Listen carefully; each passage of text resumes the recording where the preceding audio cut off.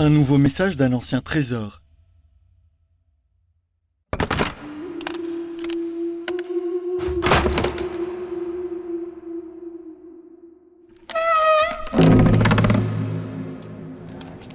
En 2018, un groupe de trésors nationaux de la Chine est en restauration numérique. Ces lamelles sont conservées au musée des lamelles de bambou de la dynastie Qin de Liqin, dans la province du Hunan. Ces lamelles en bois semblent discrètes, mais derrière ces caractères flous se cache un recueil d'informations qui nous offre un aperçu de la vie dans un comté durant la dynastie Qin. En juin 2002, la découverte choquante de plus de 37 400 lamelles de la dynastie Qin dans un ancien puits dans la province du Hunan a ébloui et intrigué le monde. 这片请柬上记录的内容，我们可以看到字迹已经很不清晰了，它经过火烧过、水泡过，就很难再现它本身的这个原貌。但是我们通过一些技术，比如说多光谱的采集，可以把它很好的再浮现出来。 Voici le registre d'une famille qui a vécu il y a 2200 ans. Le chef de famille était Zhang Bubao, un chevalier du 4e rang. Sa femme s'appelle Yu. Et ils avaient un jeune fils appelé Si.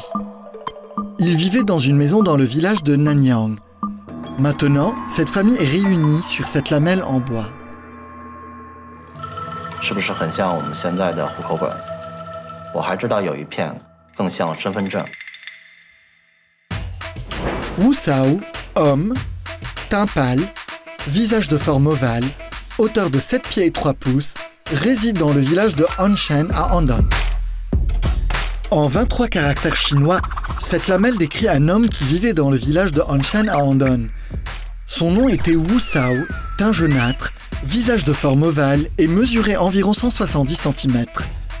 Grâce à cette lamelle, Wu Sao pouvait éviter le vol de son identité et le gouvernement pouvait utiliser les données sur cette lamelle comme des données de recensement.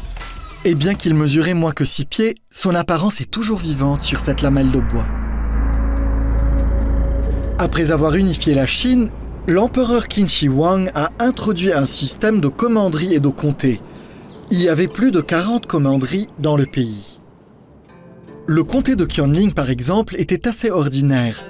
Le travail des officiers civils de ce comté consistait à enregistrer des données jour après jour. Ces données sont devenues les lamelles de Liqin, qui sont principalement les archives de la dynastie Qin après que l'empereur Qin Shi Huang a unifié les États en guerre. Il couvre des événements sur une base annuelle, mensuelle et même quotidienne de 221 avant Jésus-Christ à 209 avant Jésus-Christ. Chaque lamelle évoque un événement. Elle reflète la vie dans un comté, qui à son tour reflète l'époque. À plus de 37 000 pièces, ces lamelles ressemblent à une encyclopédie de la vie dans une préfecture de la dynastie, couvrant des sujets tels que la communication postale, les systèmes administratifs, le commerce et l'archivage. Elles constituent un aperçu complet de la gestion et des opérations d'une préfecture dirigée par le gouvernement. En 219 avant Jésus-Christ, le taux de mortalité des serviteurs dans le comté de Qianling a atteint un niveau alarmant d'1 personne sur 7. En 215 avant Jésus-Christ, le responsable de l'inventaire du comté a vendu les 15 derniers litres de vin de prière à un homme appelé Cheng. Durant la même année, il y avait 55 534 individus dans le comté. Et il y avait même 3 pièces de la plus ancienne table de multiplication qui a été jamais découverte. Les documents officiels sur le système de gouvernement et de société pendant la dynastie Qin sont très brefs.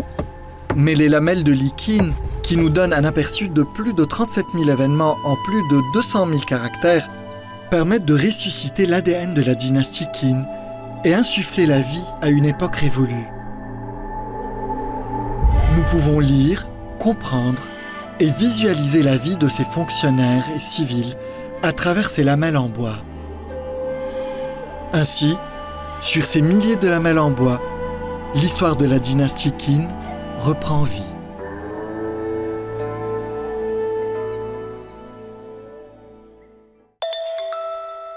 De nouveaux messages provenant d'autres trésors anciens vous attendent.